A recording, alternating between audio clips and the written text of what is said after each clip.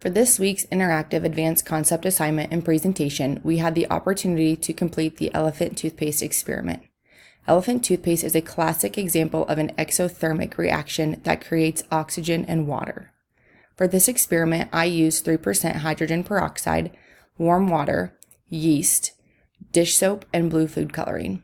To begin, I mixed 3% hydrogen peroxide with 10 drops of dish soap and 10 drops of food coloring in cup number 1 and mixed well.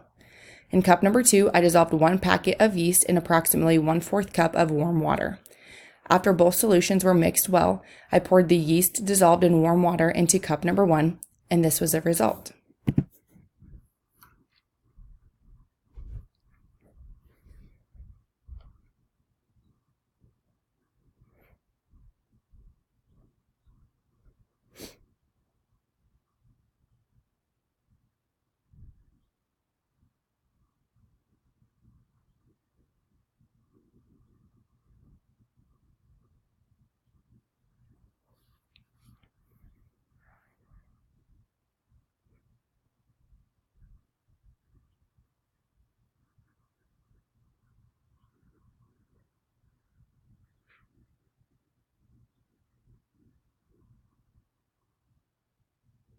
The foam is made as the dish soap type traps tiny oxygen bubbles created by the chemical reaction that is happening inside the cup.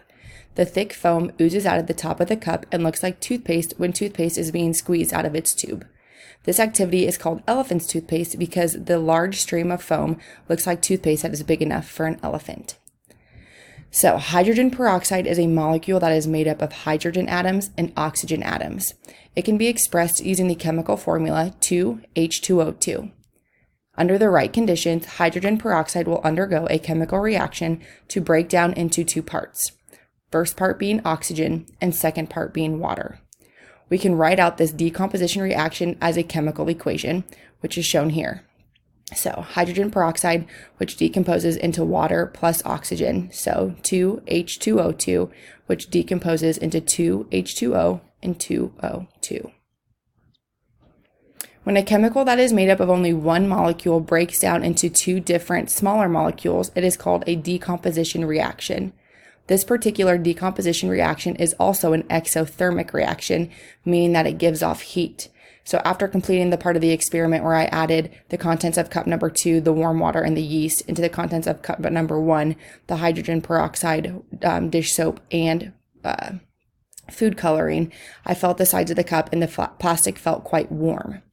Yeast contains an enzyme called catalase. The enzyme is called catalase because it works as a catalyst in this reaction. A catalyst is a substance that speeds up the rate of a chemical reaction without changing its products. The yeast is added to the hydrogen peroxide in order to speed up the reaction. The catalyst in the yeast speeds up the process of breaking down the hydrogen peroxide and thus producing oxygen and water more quickly. The oxygen then gets trapped by the tiny dish soap as many tiny bubbles.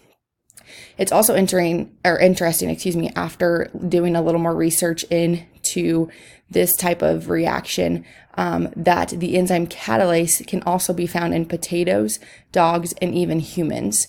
We have the same enzyme in our bodies, and that's why you see the 3% hydrogen peroxide bubble when you put it on a cut or a scrape. The oxygen that is released is what kills germs from inside the cut. It is also interesting that our bodies naturally synthesize both hydrogen peroxide and catalase. However, as we get older, our bodies continue to produce hydrogen peroxide but make it less catalase.